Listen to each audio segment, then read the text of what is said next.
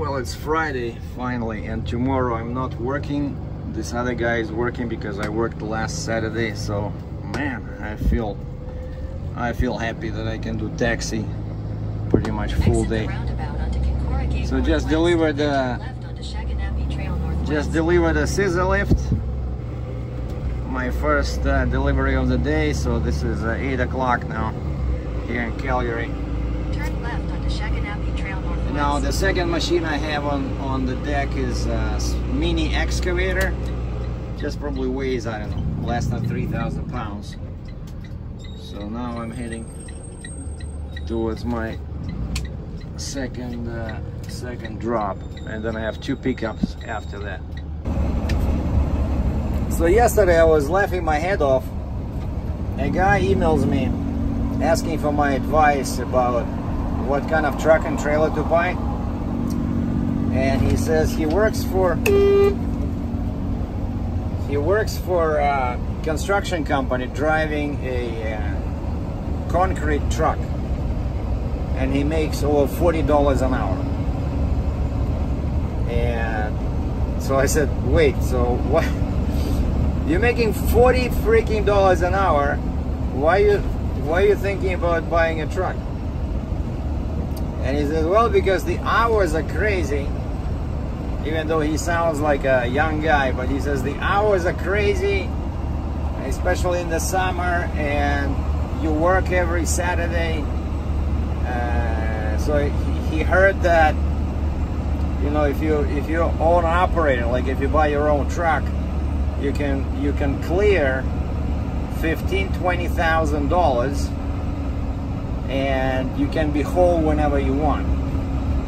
Okay.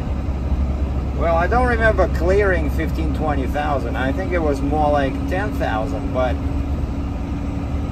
of course, my expenses were super high with this, with the truck, with the trailer, with all these cheap, you know, boosters. It was too much. So basically, he's making very good money, but he wants to have more time. You know, more free time, enjoy life more. Otherwise, yeah, he makes a killing, but the job is killing him. So, but anyway, like in my situation, my job, of course, is not paying that well. So that's why I was laughing. Like somebody complains and he makes such good wages, you know. But I consulted with my friend who's still a freight broker, and he confirmed that according to him the trucking is still, the rates are lower than usual, so there's not that much demand, so it's still in a, you know, depressed state.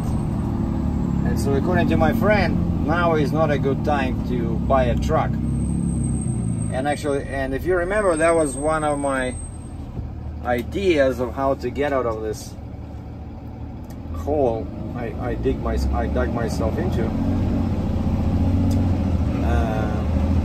I was thinking of, you know, getting back and getting kind of like one less truck.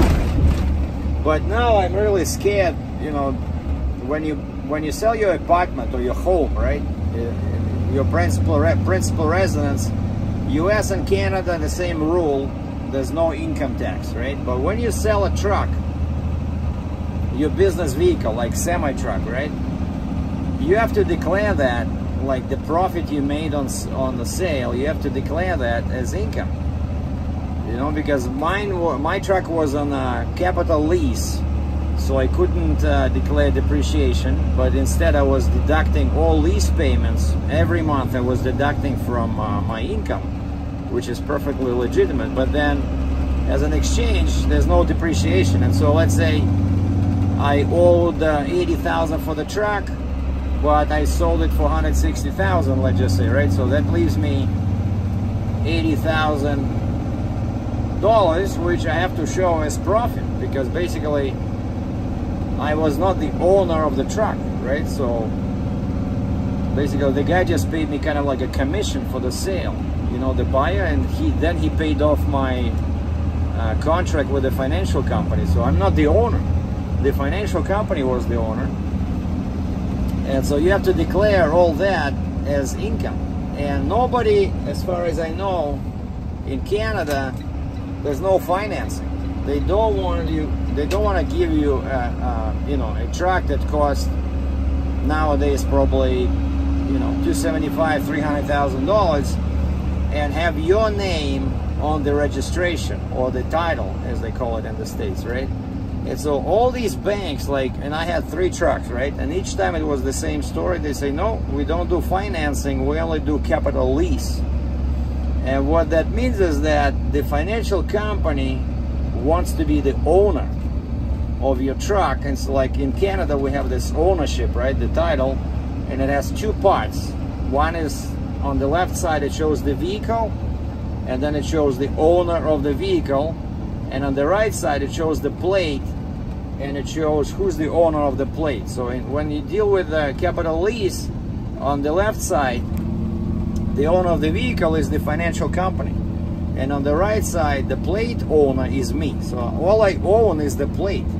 And of course, this allows the financial company to claim depreciation on the truck. So basically, they pay pretty much no taxes, you know, because, you know, let's say 300 grand, and the truck, as far as I remember, it was like 30% a year depreciation. It's amazing, right? That's what they can deduct from their tax. So it's all crookery, you know. It's all very gray market kind of like business. But I am allowed to deduct my lease payments from my income. Let's say I gross, I don't know, let's say $20,000 a month, and then I can claim that $3,500 I was paying for the truck. So I deduct that, so that leaves me, you know, $16,500, and then of course minus gas, I mean fuel, minus expenses, all that.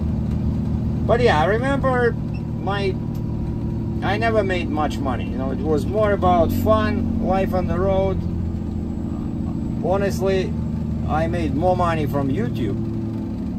At one point I was making 5 grand Canadian a month, with the only expense was because I had to upload videos on the road, so I needed fast internet.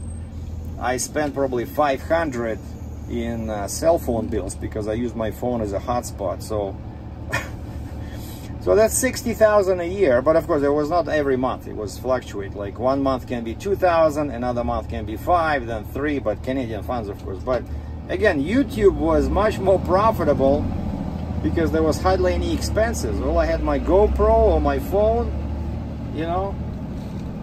But to make those videos, I needed trucking, right? I needed to be driving, and so that's how these 2 activities complemented each other. So it worked for me, but trucking by itself was not super profitable. So this guy wants to walk away from a $40 an hour job and buy a truck. And like I said, I highly doubt you can net $20,000 a month, especially now, especially in this economy. But I don't know. I was sometimes I still think about, you know, getting another truck and getting back into this because I need more money. But speaking about money, so now I learned a lot. I had a vague idea how refinancing works with real estate in Canada, and now I have a super great idea that basically there's 2 kinds of companies, right? First, it's your traditional banks, that normally banks are famous for, they don't like giving money to people who want it, right? Let's say, hey, I want $10,000. No, you know? And so banks... meters, use the second from the left lane to turn slightly left. So banks, when it comes to refinancing, they look at the person. They look at the owner. They don't care too much about the actual real estate investment or how much equity you have. Well, they look at it, but... Use the second from the left lane to turn slightly slightly left, then use the middle lane to take the Alberta 1A East ramp. Basically, like they said, they look at the current value, and then they say, okay, 80% of that. Use the middle lane to take the Alberta 1A East ramp. Is because that's their number, 80% of the new value, which let's say increase, right? And then they deduct what you owe, and technically that's what they can lend you, but you must have good credit, and your debt to income ratio should be within their government specified parameters, like in Canada. I don't know about the US, but I think they said 40%. In 400 meters, merge onto Alberta 1A. Basically, your debts cannot be more than 40% compared to your income. And so yeah, I have money in the apartment, but the bank says no, we cannot help you because you have too much debt. I have the money. Give me the money. I will pay off debt. So that's option one, right? So banks. And option B, as somebody cleverly mentioned, is equity lenders. And I called one of them, and these guys say they don't care too much about the owner of the property. Like, they don't care too much about my credit history, you know, how much debt I have, but what they look for is equity in the property and how much you want to borrow. So the more you want to borrow, the higher interest they charge. And of course, the interest is much higher than at the bank. Like, to give you an example, here in this economy, in Canada, in Alberta, they said, if you want to borrow $50,000, we'll charge you 20% a year. And the only way that makes sense is if you want to borrow $50,000 and drive to Las Vegas and put everything on the red. And maybe you'll come up ahead, you know, but 20%, that's just nuts. But what's interesting is that the less money you want to borrow, the better is the interest. Somewhere around, if you want to borrow $20,000, they said it's going to be about 9 to 10%. So that's the equity.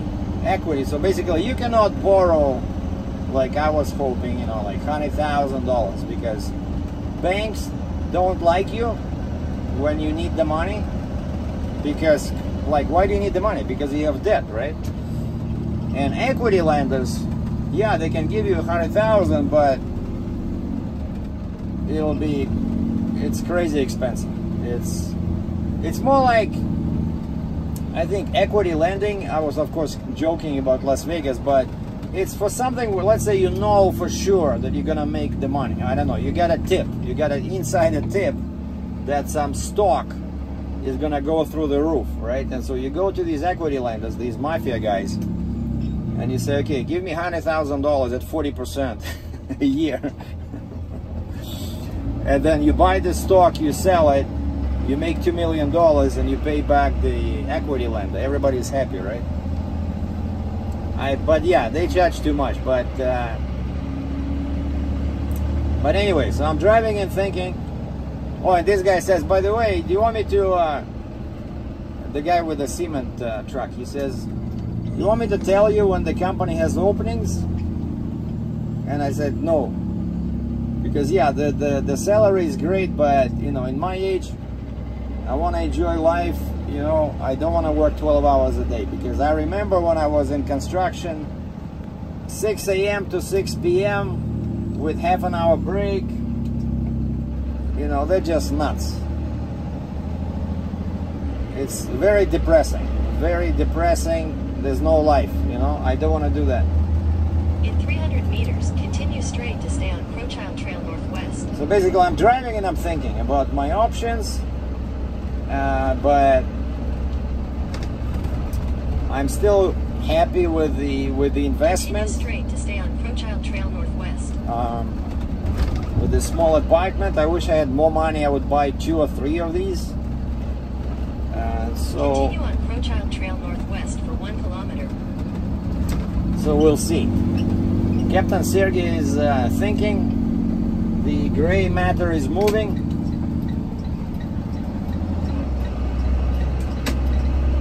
And I should come up with a solution, with some kind of a life-changing solution, probably by the end of the year.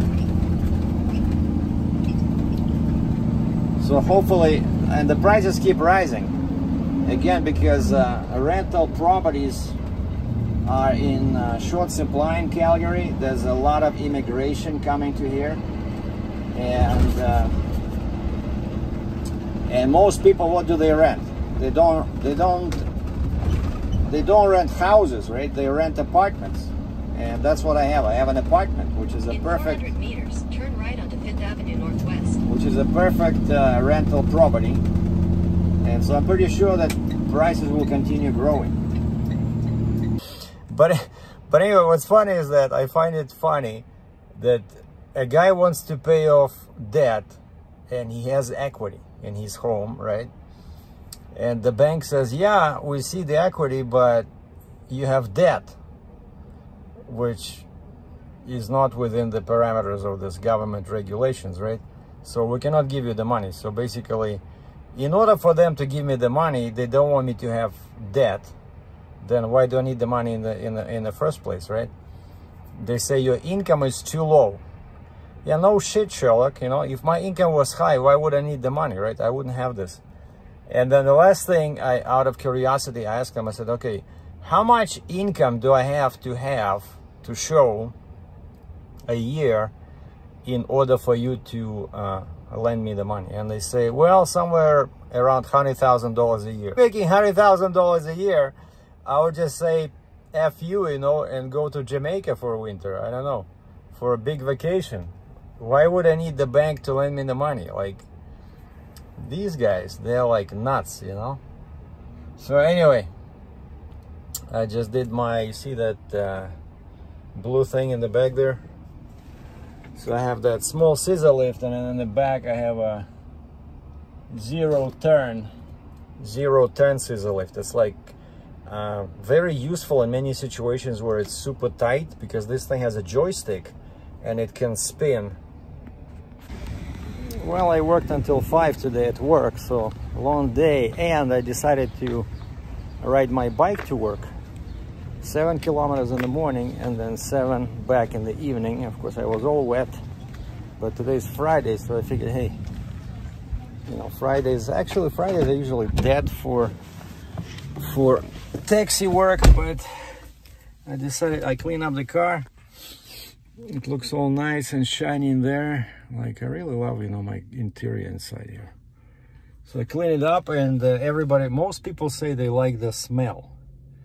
And well, let me show you what I'm using. Basically, I was using this carpet upholstery cleaner, and then I switched to this VLR, vinyl, leather, rubber, basically 3-in-1. Cleans, conditions, and protects, and it smells very nice. You just, you know, spray it and then wipe it off. Keeps everything clean, and it creates a nice clean smell. And a couple of times already I got compliments when people were doing, like, especially Lyft. 179. Lyft sends me updates that I'm getting 5 out of 5 stars, and people say clean car, friendly driver, good driver. Friendly, like, you know, because I like talking to people. But I came out,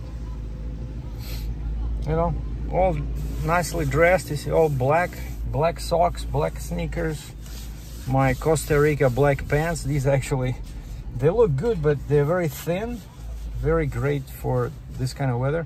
And also they're quick, what they call, basically, if I get into a rain, they dry up in like matter of minutes.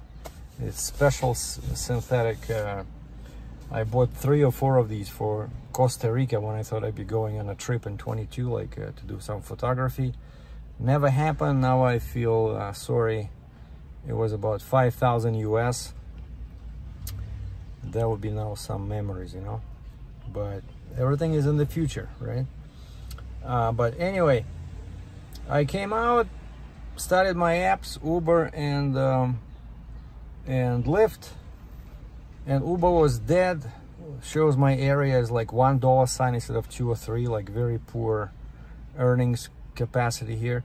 And then Lyft offered me something, 15 bucks, of course, all Canadian funds, 15 bucks to go 23 kilometers to downtown. But the pickup was somewhere like 2 kilometers away from me, but total of 23 kilometers plus 2 kilometers to the pickup, 25, 15 bucks, no. So I did not take that one. And then again, 5 minutes later, Lyft again offered me $16, and the customer was like 1 minute away from me, but it was going to Northwest Calgary on the 201 on the ring road, and this was like 25 kilometers, you know, and I end up 25 kilometers away from home, and I don't know if it's gonna be busy over there, but any part of Calgary is definitely better than Northeast where I'm based. Now, an update on the car. I managed to book an appointment after sending them an email and sending a leaving a voice message with the Hail Repair Store. Basically, that's like a recommended shop that my insurance company recommended on the app. But today I went to check my mail that I haven't checked in, well, probably 2 or 3 weeks, and I see there's actually no, wait, there was an email. There was an email from actually claim adjuster, and who was assigned to my claim, and they keep changing them. Every 2 days I see a new name, some kind of like Arabic or I don't know, Pacific name you cannot pronounce, but the claim number is the same. Everything is, you know, and I left them voice messages, I sent them emails, no reply. So finally today I got an email saying, we tried to call you, but we could not reach you. And of course I was in the shower, so my phone is not waterproof. Cannot take my phone to the shower. So it turns out the guy was calling me, and then he sends me an email about this. And I also found a letter in those 2-3 weeks worth of mail. I found there was a letter from this claim adjuster. So I don't know, why is it so difficult to send an email when I was sending them an email? Instead they send me a letter, and they're saying that basically we recommend a shop that you will see, but you can go to any shop, but if it's not on our approved list, there's no warranty for repairs. So definitely I'm going to the shop they recommended because it looks like a good solution. And so I called the shop directly without waiting for these guys, and I had not seen their letter. I did not talk to them because they refused to talk to me or call me, right? And so I called this Hail repair facility here in Calgary directly. They asked me for my claim number, and we booked an appointment. The nearest one was September 10th. Today is August 23rd. That's how busy these guys are. And so September 10th is going to be, of course, a free appointment to do an estimate for repairs. And I know where all my damage is, you know, my rear light, and there's like sometimes it's hard to see, but I'll make sure they see everything and note everything, and then they're supposed to send an estimate to my insurance claim adjuster, and they will say they approve or not approve. But it's their preferred store, so they should approve, right? And so yeah, and then of course you have to book an appointment again for repairs, because again these guys are very busy. So now I'm waiting, what, basically 2 weeks for an appraisal, and then I'm not sure how long I'll wait for the actual repair, because they will have to wait for my insurance broker to approve their numbers, right? And in other news, kind of like surprising, again, when I checked, when I raked through the mail that I didn't check for 3 weeks, I see a letter from DOT, FMCSA, and it says that they've been notified that my broker bond expires on August 28th, and they're gonna start an investigation whether my DOT number should be canceled. And I'm like, wait. I went on my computer and I found a copy of MCS 150 I sent to them in July. I used their online submission form. I attached that form, filled out, saying going out of business. So clearly these guys did not receive it, so now they think I'm trying to do business brokering without the bond. And so I found that copy again, so send it again to them via the same online portal, and I received the confirmation they received it and that I should get the answer like within 10 days. But this is like total BS, you know. I know I was good, I was lucky with my carrier DOT number. I did the same thing. I said, you know, going out of business, and it shows, if I go there, it shows inactive. But this broker thing, when I use the carrier snapshot and I put in my DOT, you know, number for the broker, it shows active. Like, what the heck? That's why they threaten me with an investigation. They think I'm still doing freight brokering. Like, well, there's no customers, or who will I be doing business with, you know? So yeah, so tomorrow I'm gonna go to Staples, just for the heck of it. I'm gonna fax them the same signed copy of this MCS 150. I'm gonna print it out and fax them to the US number. Of course, maybe I should not do that, because it's gonna be like $3-5 a page, you know. But there's only like 3 pages over there, so we'll see. But yeah, it's hard to reach these folks at this FMCSA, and they think everybody's a criminal. So okay, that's it. So yeah, so only 2 offers from Lyft, nothing from Uber. And I decided that I'm too tired, actually, because I worked all day today, and again drove 14 kilometers total on my bike. I'm going home. So this was my Friday update. Thanks for watching.